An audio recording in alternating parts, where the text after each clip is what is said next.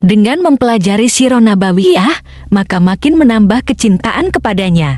Semoga yang subscribe juga dimudahkan jalannya menuju surga. Silahkan tekan tombol like supaya postingan ini semakin tersebar. Dan tulis doa serta hajat pemirsa di kolom komentar. Semoga semakin banyak yang mengaminkan, maka semakin cepat terkabul.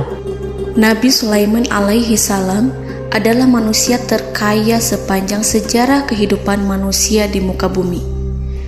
Dalam beberapa kitab suci seperti Al-Quran, Alkitab, dan Injil, Nabi Sulaiman alaihi salam dijelaskan sebagai manusia terkaya yang pernah hidup di muka bumi.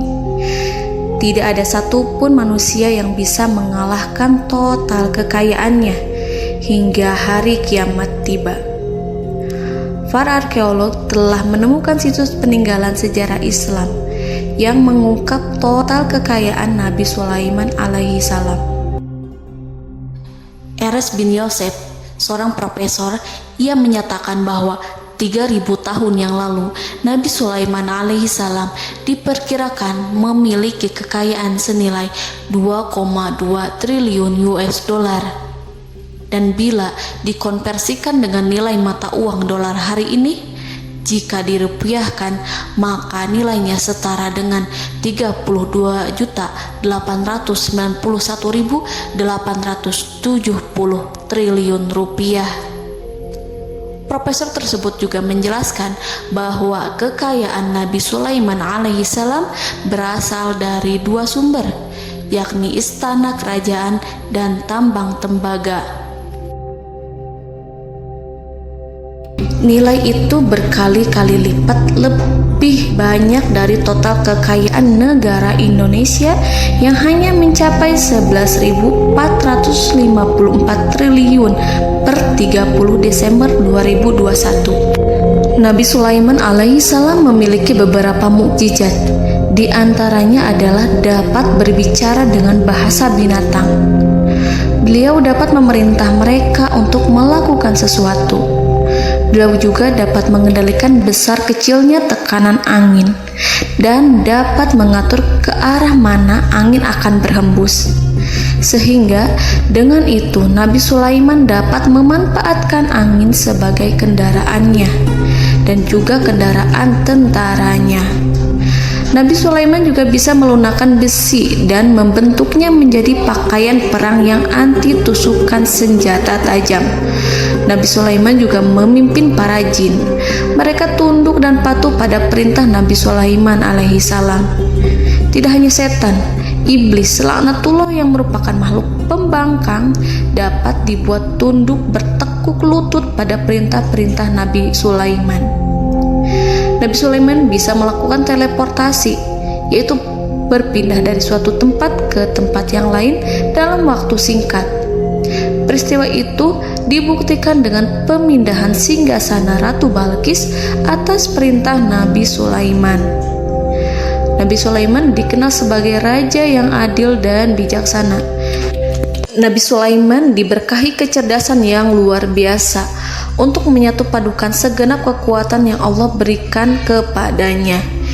Ia mengelola dan membawa kerajaannya menjadi kekuatan raksasa yang tak terkalahkan di masanya dengan segenap kemampuan yang dimilikinya.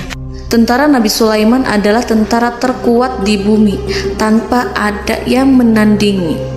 Pertanyaan mendasar yang muncul kali ini adalah dari mana sumber kekayaan dan kekuatan Nabi Sulaiman alaihi salam? Untuk mendapatkan jawaban dari pertanyaan ini, simak video ini sampai selesai. Sebelum itu, mari bantu channel ini terus berkembang dengan cara subscribe dan nyalakan tanda loncengnya. Berikan komentar yang positif dan berikan like serta share video ini. Bismillahirrahmanirrahim. Sungguh kami benar-benar telah menganugerahkan ilmu kepada Daud dan Sulaiman. Keduanya berkata, segala puji bagi Allah yang melebihkan kami dari kebanyakan hamba-hambanya yang mukmin. Sulaiman telah mewarisi Daud dan dia berkata, wahai manusia, kami telah diajari untuk memahami bahasa burung dan kami dianugerahi segala sesuatu. Sesungguhnya, semua ini benar-benar karunia yang nyata. Quran Surat An-Naml ayat 15-16. Saudara-saudaraku yang dirahmati Allah, pada ayat di atas disebutkan bahwa Sulaiman telah mewarisi Daud.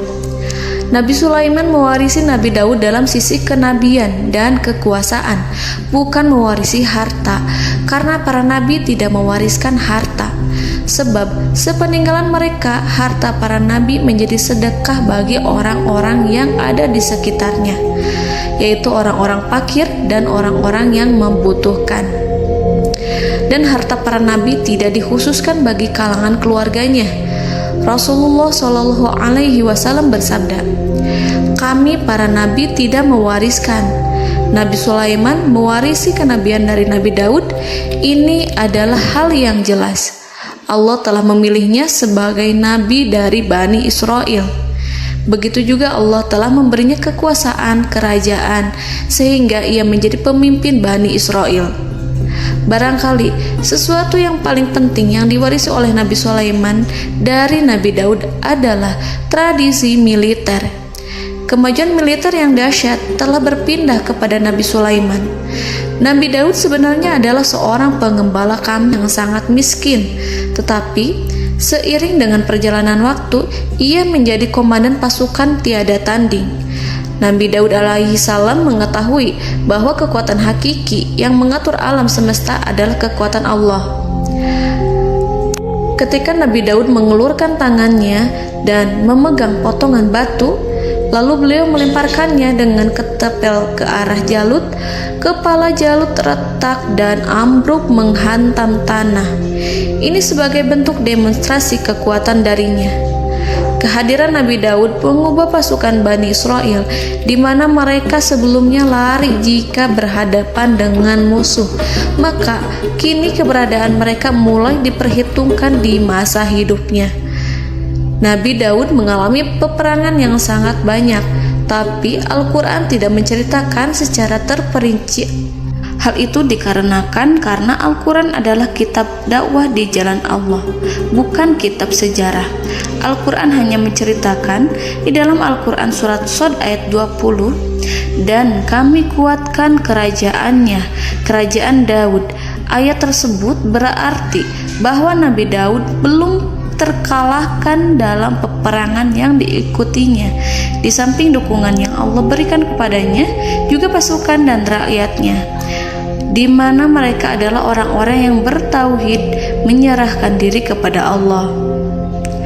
Allah Subhanahu wa Ta'ala mengajarkan kepada Nabi Daud hal-hal yang menjadikan pasukannya memiliki keistimewaan yang dengannya mereka dapat mengalahkan pasukan-pasukan lain, pasukan-pasukan besar yang ada di bumi pada saat itu. Allah Subhanahu wa Ta'ala berfirman dalam surat Saba ayat 10, "Dan kami telah melunakkan besi untuknya." Baju besi mungkin akan menjadi masalah dalam benak kita. Ketika orang-orang yang berperang, baju besi cukup mengganggu gerakan mereka. Kita bisa membayangkan ketika ada dua orang berperang, salah satu dapat bergerak bebas, sementara yang lainnya tidak leluasa bergerak karena tertahan dengan pakaiannya. Namun, dengan kekuasaan Allah, Nabi Daud dapat melunakkan besi dan membuat baju besi yang ringan, yang mudah untuk digunakan. Ini adalah kemajuan penting yang Allah berikan kepada Nabi Daud dan tentaranya. Kemajuan itu kemudian diajarkan, diwariskan dan dimiliki oleh Nabi Sulaiman alaihi salam. Nabi Sulaiman memiliki pasukan dahsyat yang melebihi pasukan manapun di bumi saat itu, atau bahkan mungkin saat ini. Bahkan Allah menambahkan karunia-Nya kepada Nabi Sulaiman yang disebutkan dalam Al-Quran surat An-Naml ayat 16.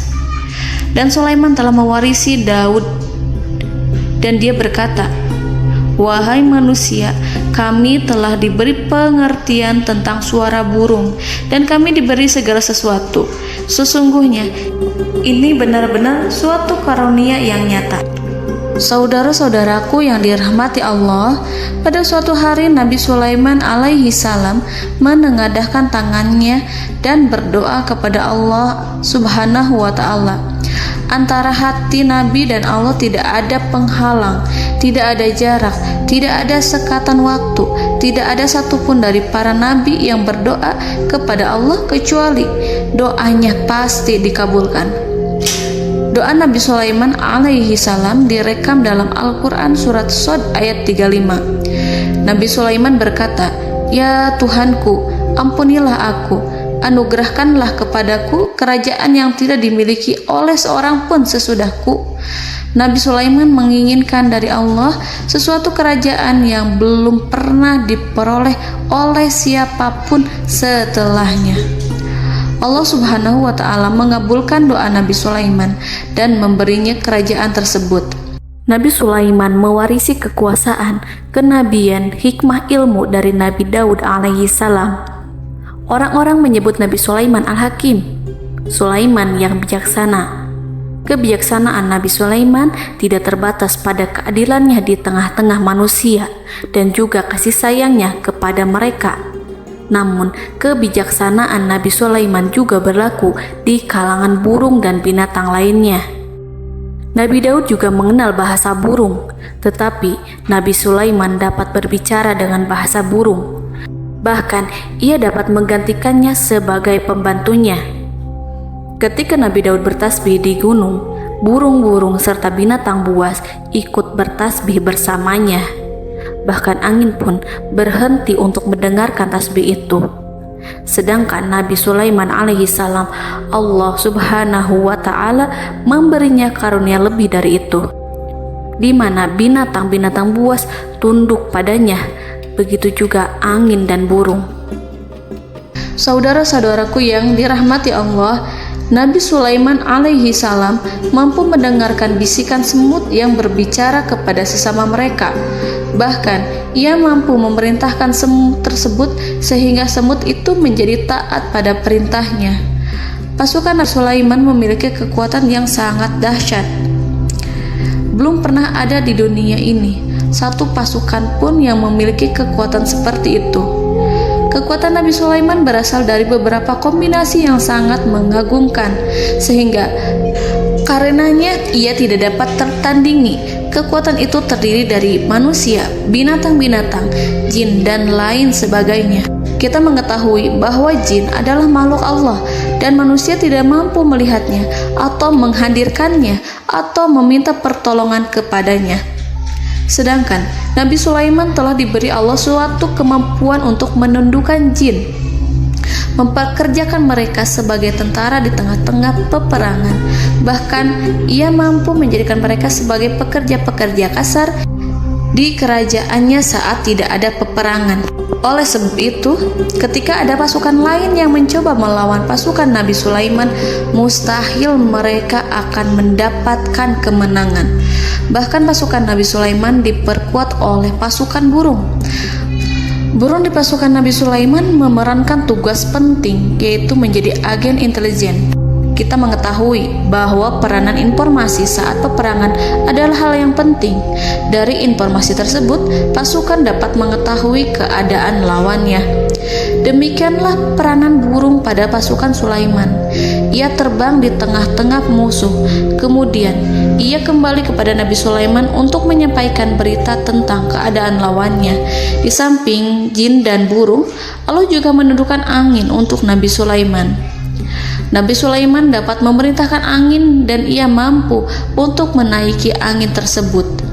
Dalam Al-Quran surat Shad ayat 36-40, Allah Subhanahu wa Ta'ala berfirman, "Kami tundukkan kepada angin yang berhembus dengan baik menurut kemana saja yang dikehendaki Sulaiman.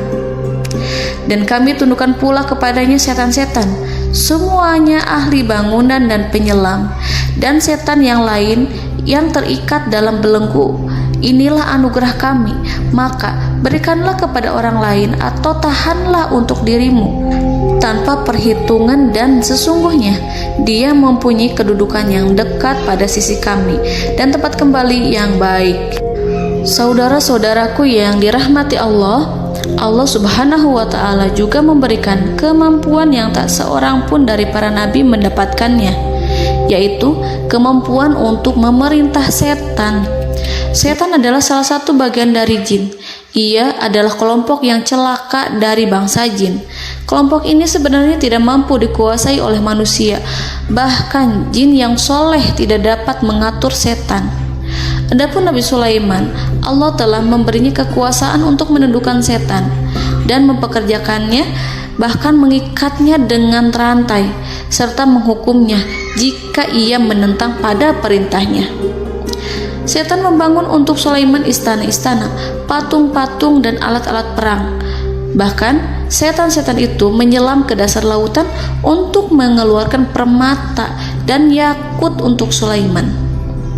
Jika di antara setan yang menentang perintahnya, maka Nabi Sulaiman alaihi salam mengikatnya dengan rantai.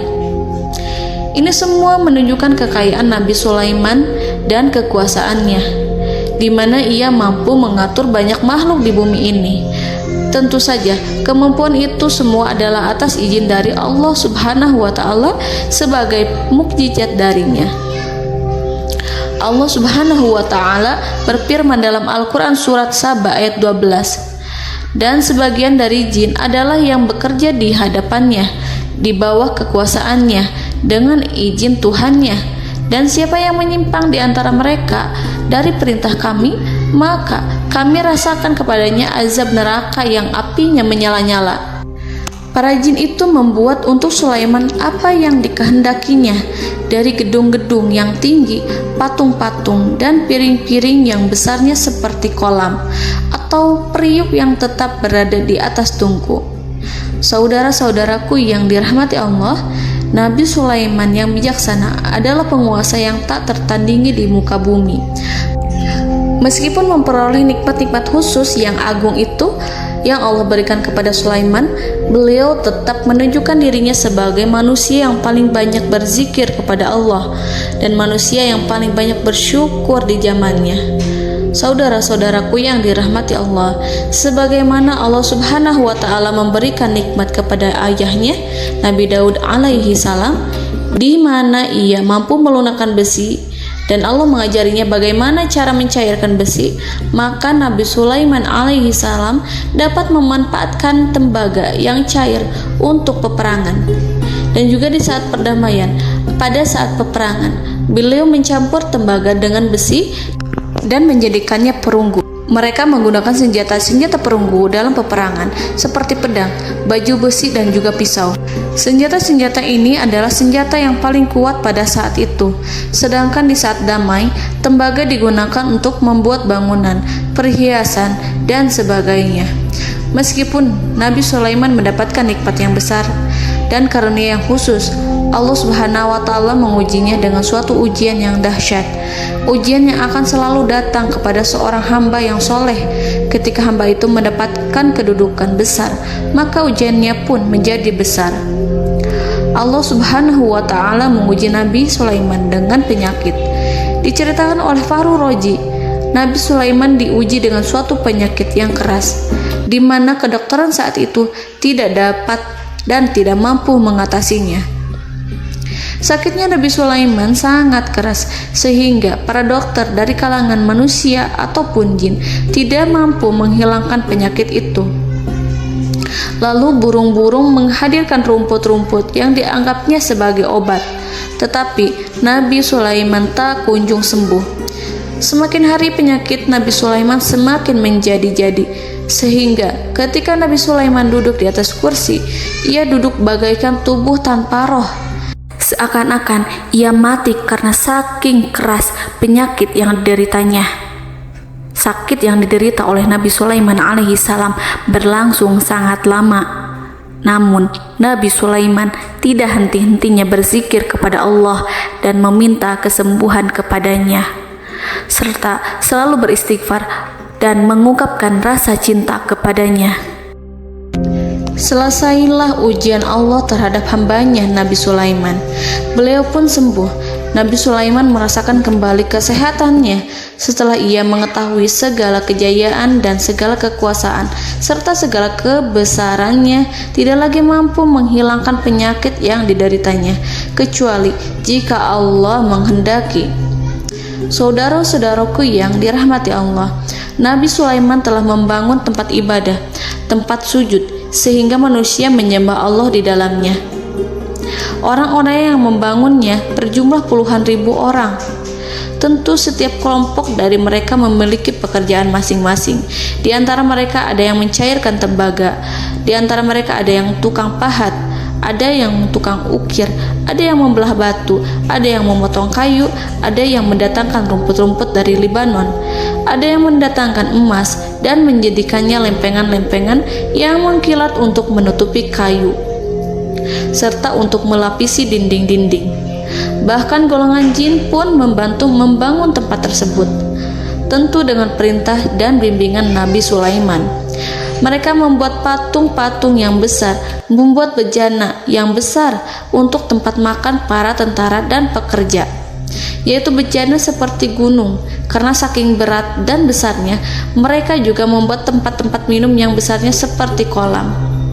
Nabi Sulaiman mengawasi para pekerjanya dan juga mengurusi masyarakatnya, di mana beliau mengenali problem mereka dan berusaha memecahkannya.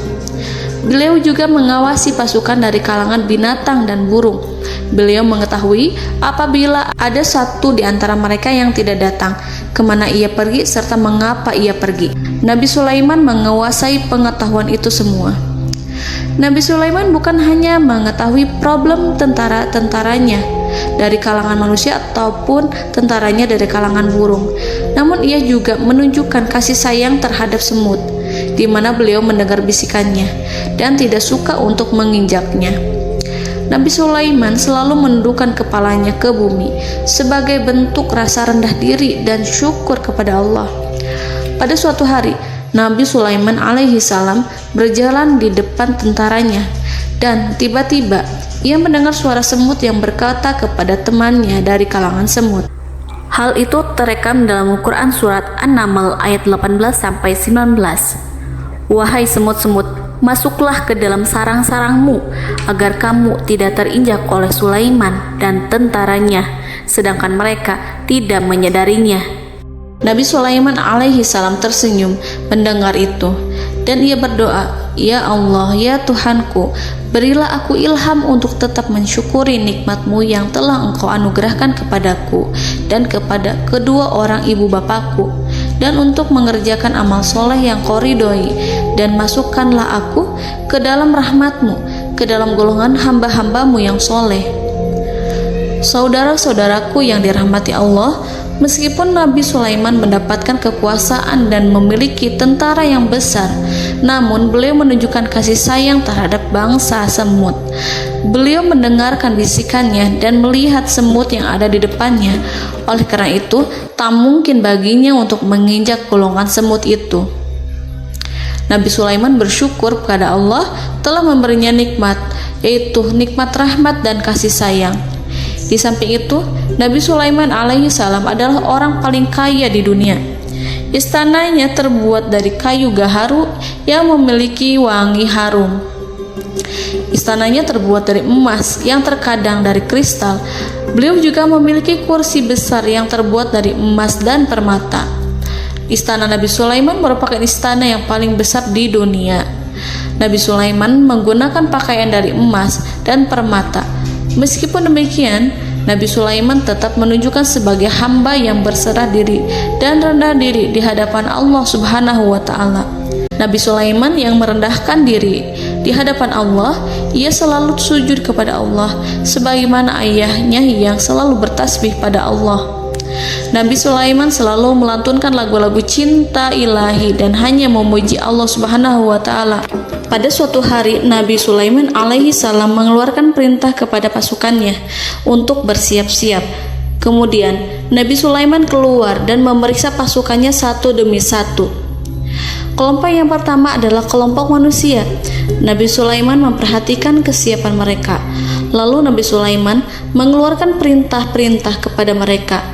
Kemudian Nabi Sulaiman memeriksa kelompok jin dan menyampaikan perintahnya kepada mereka. Beliau memenjarakan jin yang tampak bermalas-malasan saat bekerja. Lalu beliau memeriksa binatang dan berkata kepada mereka, apakah mereka sudah makan dengan baik? Apakah mereka tidur dengan nyenyak? Apakah ada yang mengadu pada mereka, misalkan karena penyediaan makanan yang tidak layak? Apakah ada di sana yang sakit dan lain sebagainya? Ketika Nabi Sulaiman merasa puas dengan semuanya, Nabi Sulaiman memasuki tenda tempat berkumpulnya para burung.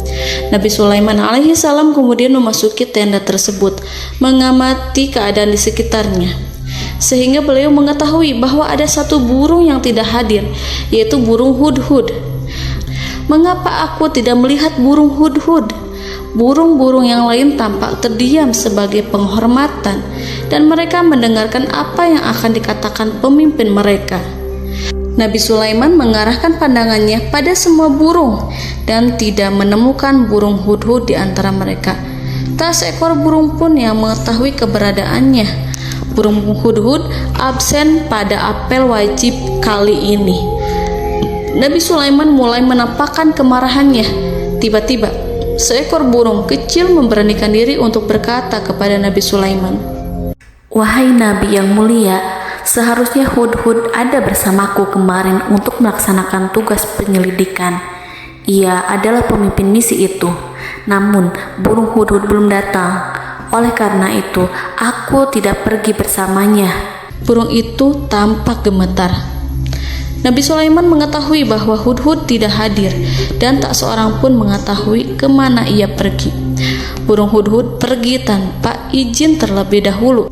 Dalam keadaan marah, Nabi Sulaiman berkata, "Sungguh aku benar-benar akan mengazabnya dengan azab yang sangat keras atau benar-benar menyembelihnya, kecuali jika ia benar-benar datang kepadaku dengan alasan yang jelas."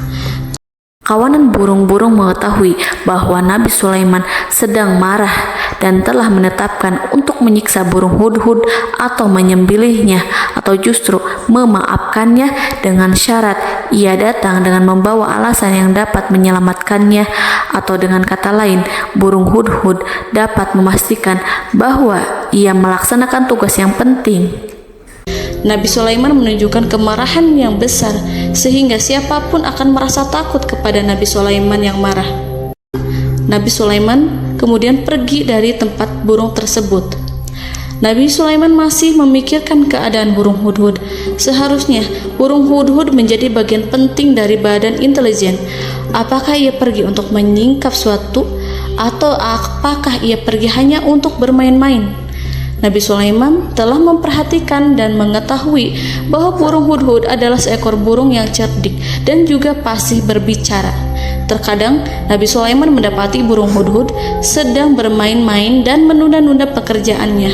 Namun ketika Nabi Sulaiman melihatnya, burung hudhud memahami bahwa perbuatannya tidak benar. Oleh karena itu, ia tidak boleh menyampur adukan antara waktu serius dan waktu bermain. Tidak lama setelah itu, burung hudhud tiba di tempat para burung. Burung-burung yang lain berkata kepadanya, "Wahai hudhud, pergilah engkau ke tempat Nabi Sulaiman. Jika ia mengetahui bahwa engkau telah sampai, jiwamu benar-benar terancam." Mendengar itu, burung hudhud segera beranjak. Ia terbang menemui Nabi Sulaiman. Pada waktu itu, Nabi Sulaiman sedang duduk bersama tentaranya yang lain.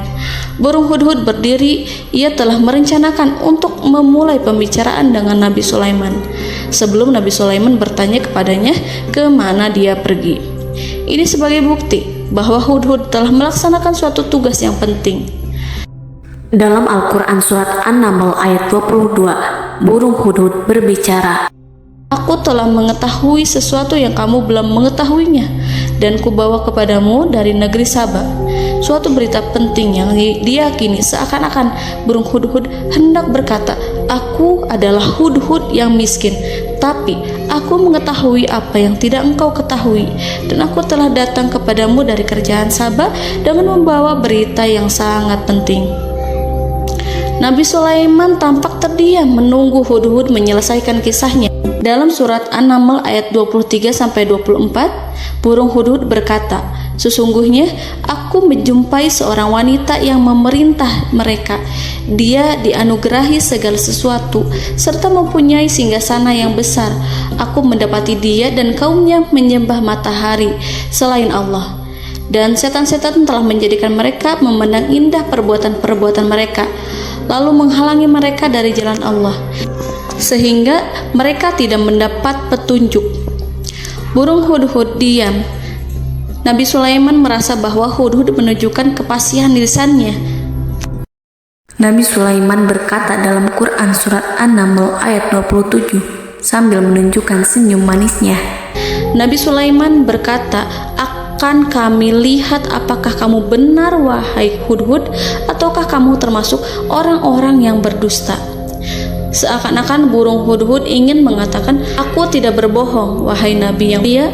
Namun diamnya Sulaiman membuat takut sehingga burung hudhud terdiam. Nabi Sulaiman terdiam karena berpikir, lalu ia memutuskan sesuatu setelah itu. Beliau melihat kepada lainnya dan meminta secari kertas dan pena. Nabi Sulaiman menulis surat dan menyerahkan kepada hudhud serta memerintahkan kepadanya seperti yang dikatakan dalam Quran surat An-Naml ayat 28. "Pergilah dengan membawa suratku ini, lalu jatuhkanlah kepada mereka, kemudian berpalinglah dari mereka, lalu perhatikanlah apa yang mereka bicarakan." Al-Quranul Karim hanya menceritakan dalam Al-Quran surat An-Naml bagaimana perginya hudhud dan bagaimana ia menyerahkan surat itu. Lalu Al-Quran langsung menyebut keadaan kerajaan Balqis yang saat itu sedang membaca surat di depan para pembesar kerajaan dan para menterinya. Dalam Quran surat An-Naml ayat 29-31 berkatalah Balqis, "Wahai pembesar-pembesar, sesungguhnya telah dijatuhkan kepadaku sebuah surat yang mulia. Sesungguhnya surat ini dari Sulaiman, dan sesungguhnya isinya dengan menyebut nama Allah yang Maha Pengasih lagi Maha Penyayang, bahwa janganlah kalian berlaku sombong terhadapku dan datanglah kepadaku sebagai orang-orang yang berserah diri." Saudara-saudaraku yang dirahmati Allah, dalam surat tersebut Nabi Sulaiman menyebutkan supaya mereka menyerahkan diri dan tunduk kepada perintah Nabi Sulaiman. Nabi Sulaiman memerintahkan agar mereka meninggalkan penyembahan terhadap matahari. Nabi Sulaiman tidak mempersoalkan akidah mereka dan tidak memuaskan mereka dengan apapun. Nabi Sulaiman hanya memerintahkan bahwa ia berada di atas kebenaran.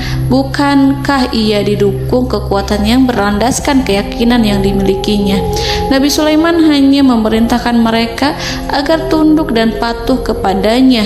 Ratu Sabak menyampaikan surat tersebut di tengah-tengah kaumnya. Dalam Quran surat An-Naml ayat 32 dijelaskan, "Dan berkatalah Balqis, wahai para pembesar, berilah aku pertimbangan dalam urusanku ini. Aku tidak pernah memutuskan sesuatu persoalan sebelum kamu berada dalam majelisku." Saudara-saudaraku yang dirahmati Allah, para pembesar istana Balqis menentang surat tersebut.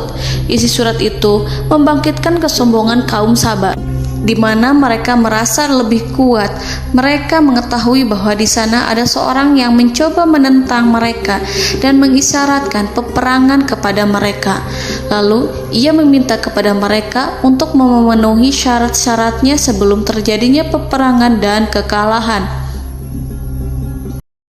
Dalam surat An-Naml ayat 33, mereka menjawab, "Kita adalah orang-orang yang memiliki kekuatan dan juga memiliki keberanian yang sangat besar dalam peperangan, dan keputusan berada di tanganmu, wahai ratuku.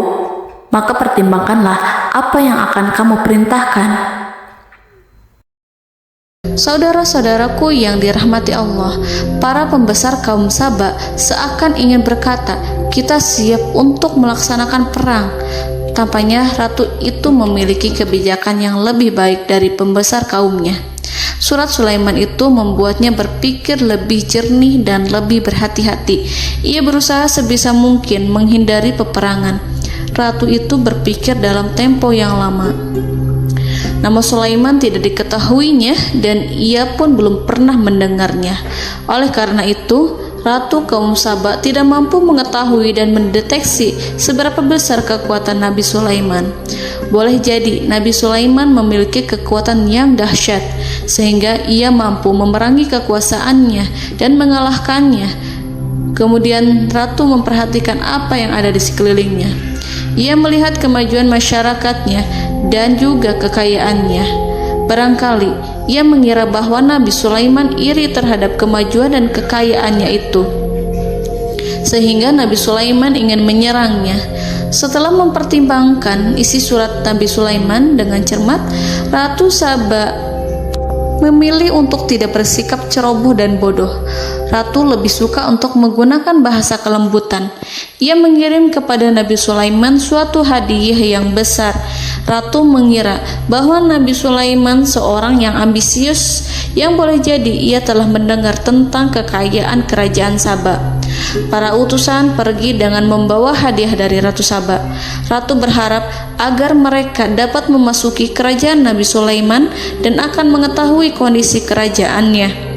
Saat mereka pulang, Ratu ingin mendengar secara langsung dari mereka tentang bagaimana keadaan kaum Nabi Sulaiman dan pasukannya.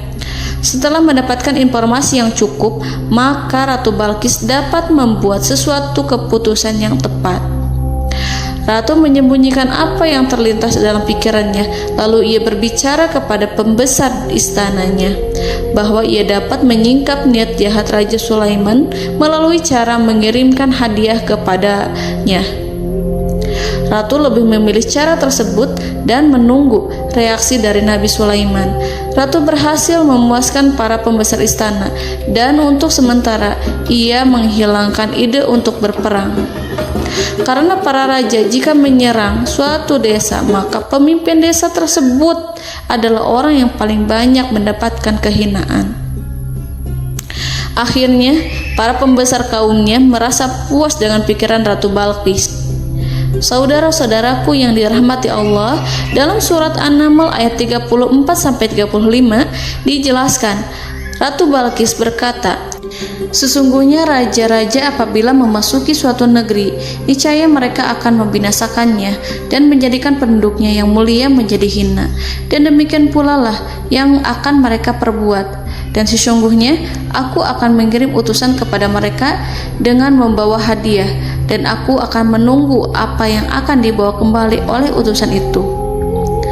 Kemudian sampailah hadiah dari Ratu Balqis kepada Nabi Sulaiman. Para intelijen Nabi Sulaiman memberitahunya bahwa utusan Balqis datang dengan membawa hadiah. Nabi Sulaiman langsung mengetahui bahwa Ratu Balqis itu sengaja mengirim orang-orangnya untuk mengetahui atau untuk mendapatkan informasi tentang kekuatannya. Lalu setelah itu ia akan mengambil keputusan atau mengambil sikap kepada kerajaan Sulaiman. Nabi Sulaiman segera memanggil semua pasukannya untuk berkumpul. Utusan Balqis segera memasuki istana Nabi yang dipenuhi dengan pasukan yang besar bersenjata. Melihat itu, utusan Ratu Balqis tercengang dan terkejut ketika mereka melihat kekayaan yang mereka bawa tidak ada apa-apanya dibandingkan dengan kerajaan Nabi Sulaiman. Hadiah mereka tampak tidak berarti. Emas yang mereka bawa tampak tidak memiliki makna saat mereka memasuki istana Nabi Sulaiman yang terbuat dari kayu-kayu pohon gaharu yang mengeluarkan bau yang harum serta dihiasi dengan emas permata.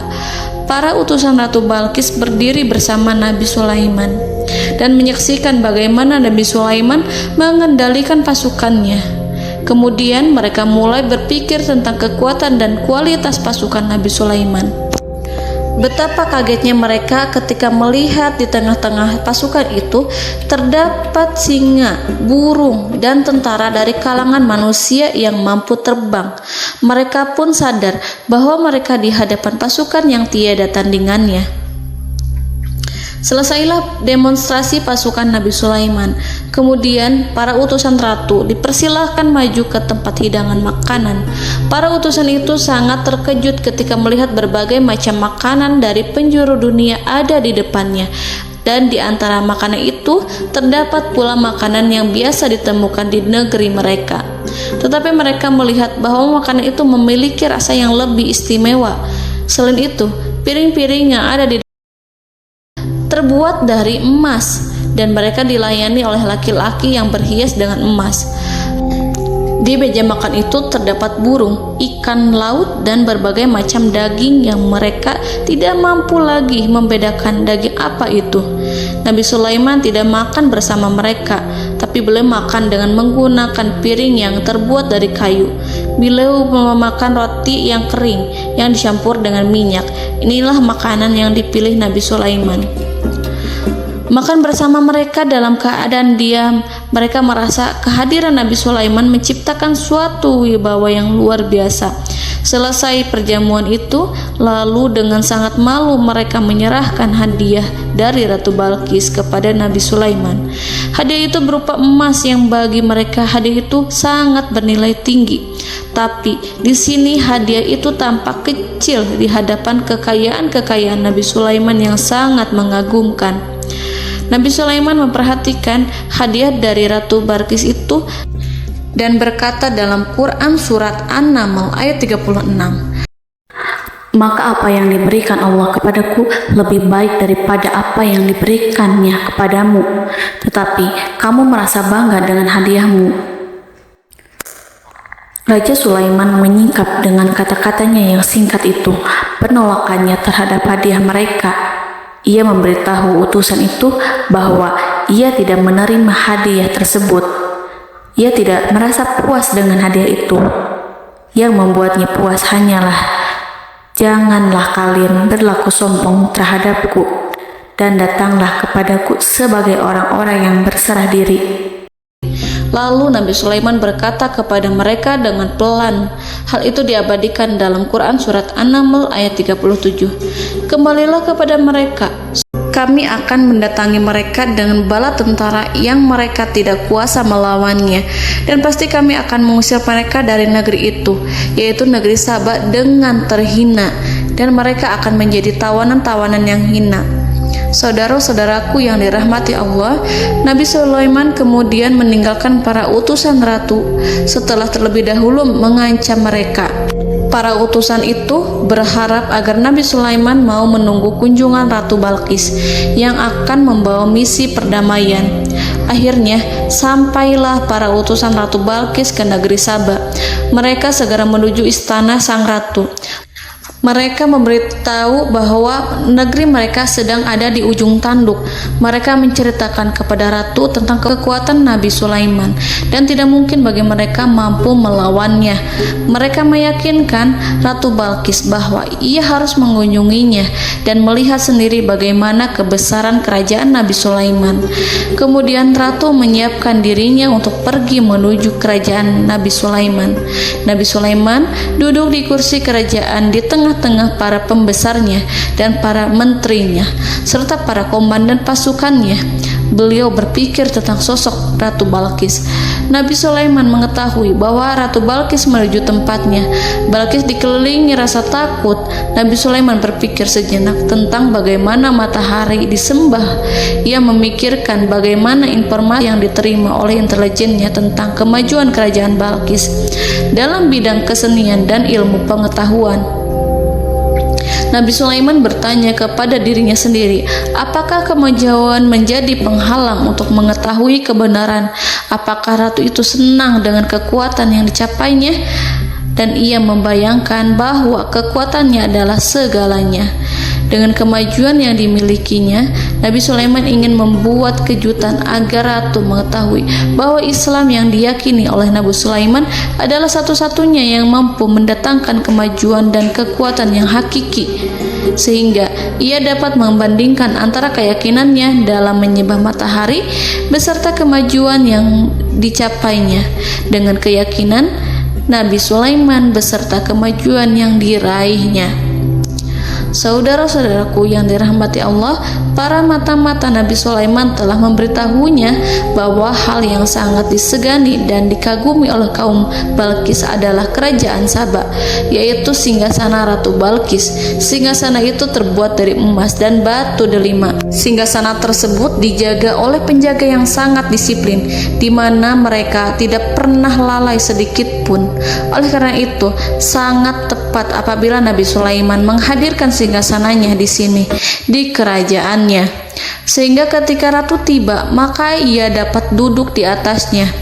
Nabi Sulaiman ingin membuat kejutan kepadanya dan menunjukkan bahwa kemampuannya tersebut yang berlandaskan pada keislaman. Nabi Sulaiman melakukan yang demikian itu dengan harapan agar si ratu tunduk kepadanya. Ide itu terlintas dalam diri Nabi Sulaiman. Lalu ia mengangkat kepalanya dan menoleh kepada anak buahnya. Hal itu diabadikan dalam Quran surat An-Naml ayat 38. Wahai para pembesar, siapakah di antara kamu sekalian yang sanggup membawa singgasananya kepadaku sebelum mereka datang kepadaku sebagai orang-orang yang berserah diri? Saudara-saudaraku, perhatikanlah ungkapan pikiran Nabi Sulaiman tersebut. Semua pemikirannya berkisar tentang keislaman para penyembah matahari, tentang bagaimana beliau dapat memberikan petunjuk kepada mereka di jalan Allah. Yang pertama menjawab pertanyaan Nabi Sulaiman adalah jin Ifrit. Dalam Quran surat An-Naml ayat 39, berkatalah Ifrit yang cerdik dari golongan jin, aku akan datang kepadamu dengan membawa singgasana itu sebelum kamu berdiri dari tempat dudukmu. Sesungguhnya aku benar-benar kuat untuk membawanya, lagi dapat dipercaya. Nabi Sulaiman berdiri dari tempat duduknya setelah 1 atau 2 jam. Jin itu berjanji kepadanya untuk menghadirkan singgasana Balkis sebelum itu. Istana Nabi Sulaiman di Palestina, sedangkan istana Balkis terletak di Yaman. Antara singgasana tersebut dengan singgasana Nabi Sulaiman berjarak lebih dari ribuan mil. Barangkali pesawat yang cepat sekalipun yang kita kenal hari ini tidak akan mampu membawa dan mendatangkan istana itu dalam waktu 1 jam. Tetapi masalahnya di sini, berhubung dengan kekuatan jin yang serba misterius, Nabi Sulaiman tidak mengomentari sedikit pun terhadap apa yang dikatakan oleh Ifrit. Nabi Sulaiman tapak menunggu tanggapan dari yang lain yang mampu menghadirkan singgasana Balkis yang lebih cepat dari jin Ifrit. Nabi Sulaiman menoleh kepada seorang di sana yang duduk di atas naungan. Hal itu diceritakan dalam Quran surat An-Naml ayat 40. Berkatalah seorang yang mempunyai ilmu dari Alkitab, aku akan membawa singgasana itu kepadamu sebelum matamu berkedip. Maka tatkala Sulaiman melihat singgasana itu terletak di hadapannya, ia pun berkata, ini termasuk karunia Tuhanku untuk memuji aku. Apakah aku akan bersyukur atau mengingkari nikmatnya? Dan barang siapa yang bersyukur, maka sesungguhnya dia bersyukur untuk kebaikan dirinya sendiri. Dan barang siapa yang ingkar, maka sesungguhnya Tuhanku maha kaya lagi maha mulia. Saudara-saudaraku, belum lama seorang yang mempunyai ilmu dari Alkitab menyatakan kalimatnya, sehingga singgasana itu tiba-tiba ada di depan Nabi Sulaiman yang mampu menghadirkan singgasana itu lebih cepat dari kedipan mata. Al-Quranul Karim tidak menyingkap kepribadian seorang yang menghadirkan singgasana itu. Al-Quran hanya menggarisi bahwa orang itu mempunyai ilmu dari Alkitab. Al-Quran tidak menjelaskan kepada kita apakah ia seorang malaikat ataukah manusia ataukah jin. Al-Quran sengaja tidak menyingkap informasi tersebut. Saudara-saudaraku yang dirahmati Allah, setelah melihat singgasana itu, Nabi Sulaiman bersyukur kepada Allah. Ia mulai memperhatikan singgasana sang ratu. Singgasana tersebut merupakan simbol pembangunan dan juga kemajuan, tetapi tampaknya ia hanya sesuatu yang biasa saja jika dibandingkan dengan kekuasaan dan kebesaran ciptaan yang dibuat oleh manusia jin di kalangan istana Nabi Sulaiman. Nabi Sulaiman memikirkan dalam tempo yang lama singgasana Ratu Balkis itu. Kemudian beliau memerintahkan agar singgasana itu diperbaiki, sehingga saat Ratu Balkis datang, Nabi Sulaiman akan mengujinya apakah Ratu Balkis dapat mengenali singgasananya ataukah tidak. Dalam Al-Quran surat An-Naml ayat 41, Nabi Sulaiman berkata, "Ubahlah baginya singgasananya, maka kita akan melihat apakah dia mengenal ataukah dia termasuk orang-orang yang tidak mengenalnya." Saudara-saudaraku yang dirahmati Allah, Nabi Sulaiman memerintahkan agar dibangun istana yang akan digunakan untuk menyambut Ratu Balqis.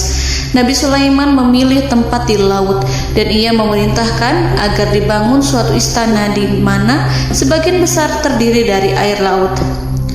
Nabi Sulaiman memerintahkan agar lantainya itu terbuat dari kaca yang tebal dan kuat, sehingga orang-orang yang berjalan di atas istana itu akan dapat melihat di bawahnya ada ikan-ikan yang berwarna-warni yang berenang-renang ke sana kemari, dan mereka akan melihat rumput-rumput laut yang bergerak-gerak. Akhirnya, selesailah pembangunan istana itu. Saking bersihnya kaca lantainya sehingga tampak di sana tidak ada kaca. Burung hudhud memberitahu Nabi Sulaiman bahwa Ratu Balqis telah sampai di dekat kerajaannya. Kemudian Ratu Balqis datang. Al-Quran tidak menyebutkan keadaan Nabi Sulaiman saat menyambut Balqis, namun Al-Quran menunjukkan dua sikap Ratu Balqis ketika pertama kali datang. Yang pertama, bagaimana sikap Ratu Balqis ketika pertama kali melihat singgasananya yang datang mendahuluinya, padahal ia telah meninggalkan pengawalnya untuk setia menjaga singgasana itu. Keadaan kedua adalah keadaan ketika di depan istana yang dibangun untuk menyambut Ratu Balqis. Istana itu penuh dengan permata dan banyak ikan berenang di bawahnya. Dalam Quran surat An-Naml ayat 42 dijelaskan, dan ketika Balqis datang, ditanyakanlah kepadanya, "Serupa inikah singgasanamu?" Balqis menjawab, "Seakan-akan singgasana ini adalah singgasanaku. Kami telah diberi pengetahuan sebelumnya dan kami adalah orang-orang yang berserah diri." Saudara-saudaraku, pada dialek di atas, Balqis melihat singgasananya dan ia tercengang saat mengetahui bahwa itu adalah singgasana miliknya. Namun kemudian ia mulai ragu karena melihat tidak sepenuhnya itu singgasana miliknya. Jika itu benar-benar miliknya, lalu bagaimana ia datang mendahuluinya? Dan bila bukan singgasananya, maka bagaimana Sulaiman dapat meniru sepersis dan seteliti itu? Padahal Sulaiman tidak pernah sekalipun ke kerajaannya. Nabi Sulaiman berkata saat melihat Balqis mengamati singgasananya, "Apakah ini singgasanamu?" Balqis terlihat sangat kebingungan, namun setelah itu ia menjawab, "Sepertinya benar." Nabi Sulaiman berkata, "Kami telah diberi ilmu sebelumnya dan kami sebagai orang-orang muslim." Saudaraku yang dirahmati Allah, melalui pertanyaan Nabi Sulaiman ingin mengisyaratkan kepada Balqis agar ia membandingkan antara keyakinannya beserta ilmu yang dicapainya dengan keyakinan Nabi Sulaiman yang muslim beserta pengetahuan yang telah diraihnya.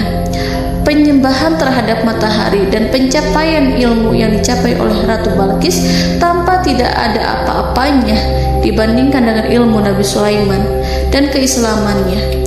Nabi Sulaiman telah mendahuluinya dalam bidang ilmu karena keislamannya. Karena itu, sangat mudah baginya untuk mengungguli Balqis dalam ilmu-ilmu yang lainnya.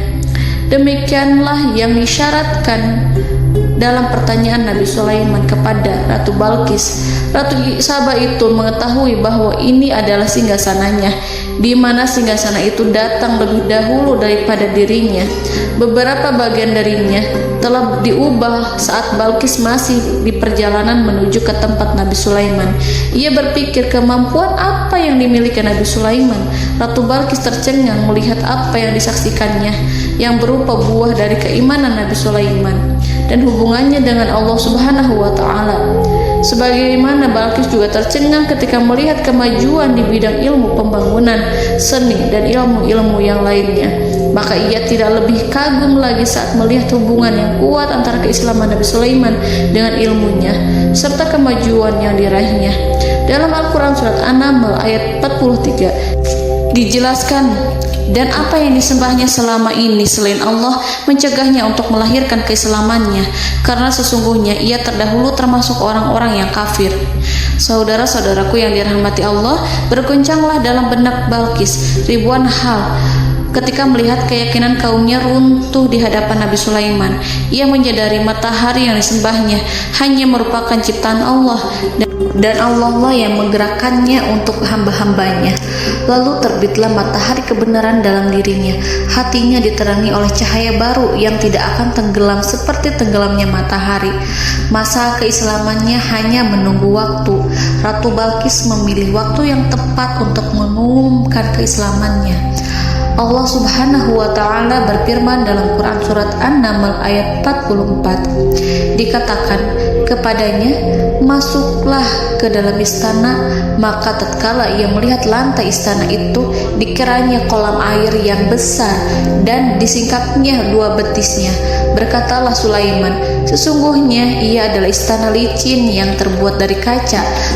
Berkatalah Balqis, wahai Tuhanku, sesungguhnya aku telah berbuat zalim terhadap diriku, dan aku berserah diri bersama Sulaiman kepada Allah Tuhan semesta alam. Saudara-saudaraku yang dirahmati Allah, dikatakan kepada Balqis, masuklah ke dalam istana. Ketika ia masuk, maka ia tidak menyaksikan adanya kaca, tetapi ia melihat air, sehingga ia mengira akan bersinggungan dengan air. Lalu ia menyingkapkan sedikit bajunya agar bajunya itu tidak basah. Nabi Sulaiman mengingatkannya tanpa melihatnya agar ia tidak khawatir terhadap pakaiannya, karena pakaiannya tidak akan basah sebab di sana tidak ada air. Itu sekedar kaca yang halus, yang saking halusnya sehingga ia tidak tampak. Pada kesempatan itulah Balqis mengumumkan keislamannya yang mengakui kelalimannya, dan ia menyatakan menyerahkan diri kepada Nabi Sulaiman dan kepada Allah Tuhan semesta alam. Lalu kaumnya pun mengikutinya dan mereka memeluk Islam. Balqis menyadari ia berhadapan dengan penguasa yang terbesar di bumi dan Nabi Allah yang mulia. Untuk pertama kalinya, wajah Sulaiman tampak dihiasi dengan senyuman yang menunjukkan kepuasannya sejak Balqis mengunjunginya. Demikianlah Nabi Sulaiman mewujudkan kejayaannya yang hakiki dan menyebarkan cahaya Islam di muka bumi. Saudara-saudaraku, Al-Quran tidak menyebutkan kisah Balqis setelah keislamannya. Para ahli tafsir mengatakan bahwa ia menikah dengan Nabi Sulaiman. Selain itu, ada yang mengatakan bahwa ia menikah dengan salah satu orang dekat Nabi Sulaiman. Ada juga yang mengatakan bahwa sebagian Raja Habasyah adalah keturunan dari buah perkawinan ini. Wallahu a'lam bishawab. Saudara-saudaraku yang dirahmati Allah, Nabi Sulaiman hidup di tengah-tengah kejayaan dan kemuliaan di bumi. Kemudian Allah menetapkan kematian untuknya, sebagaimana kehidupan Sulaiman berada di puncak kemuliaan dan kejayaan yang penuh dengan keajaiban yang luar biasa. Maka kematiannya pun merupakan tanda-tanda kebesaran Allah yang penuh dengan keajaiban. Demikianlah bahwa kematiannya sesuai dengan kehidupannya, sesuai dengan kejayaannya. Allah berfirman tentang kematian Sulaiman di dalam Al-Quran Surat Saba ayat 14. Maka tatkala kami telah menetapkan kematian Nabi Sulaiman, tidak ada yang menunjukkan kepada mereka kematiannya itu kecuali rayap yang memakan tongkatnya. Maka tatkala ia telah tersungkur, tahulah jin bahwa kalau sekiranya mereka mengetahui yang gaib, tentulah mereka tidak akan tetap dalam siksa yang menghinakan. Saudara-saudaraku, kemampuan Nabi Sulaiman untuk menundukkan jin dan mempekerjakan mereka serta hubungan mereka dengan semua itu menimbulkan fitnah di tengah-tengah manusia dalam hal tertentu. Kematian Nabi Sulaiman merupakan batasan jawaban terhadap fitnah ini. Kami tidak mengetahui siapa yang mengklaim bahwa jin mengetahui hal yang gaib. Apakah itu setan yang terkutuk, atau jin yang bodoh, atau manusia yang tertipu? Kami tidak mengetahui siapa yang bertanggung jawab terhadap tersebarnya isu yang keliru ini. Yang kita ketahui adalah bahwa hal tersebut adalah mempengaruhi sebagian manusia dan jin. Barangkali manusia berkata kepada diri mereka, selama jin melakukan perbuatan yang luar biasa ini, maka apa gerangan yang menjadikan mereka tidak mengetahui hal yang gaib itu? Manusia itu lupa bahwa kunci kegoiban berada di tangan Allah. Masalah ilmu goib tidak akan mampu dikuasai oleh jin dan manusia. Hanya Dia yang mengetahuinya, dan manusia diberitahu hanya sedikit sekali. Saudara-saudaraku yang dirahmati Allah, seakan-akan Allah telah merencanakan bahwa kematian Sulaiman bertujuan untuk menghancurkan pemikiran itu, yaitu pemikiran bahwa jin mengetahui hal-hal yang gaib. Jin bekerja untuk Nabi Sulaiman selama beliau hidup, dan tatkala beliau meninggal, maka tugas mereka menjadi bebas. Nabi Sulaiman meninggal tanpa diketahui oleh jin, sehingga mereka tetap bekerja untuk mereka, tetap mengabdi kepada Sulaiman. Seandainya mereka mengetahui hal yang gaib, niscaya mereka tidak akan meneruskan pekerjaan mereka. Saudara-saudaraku, pada suatu hari Nabi Sulaiman memasuki mihrabnya untuk itikaf ibadah dan beribadah kepada Allah. Tak seorang pun yang berani mengganggu khalwatnya. Mihrab Sulaiman terletak di puncak gunung dan dindingnya terbuat dari permata. Pada suatu hari, Nabi Sulaiman duduk bersandar pada tongkatnya dan ia tampak tenggelam dalam tafakur. Beliau berzikir pada Allah hingga rasa kantuk menguasainya. Lalu setelah itu malaikat maut menemuinya. Nabi Sulaiman pun meninggal. Beliau bersandar kepada tongkatnya.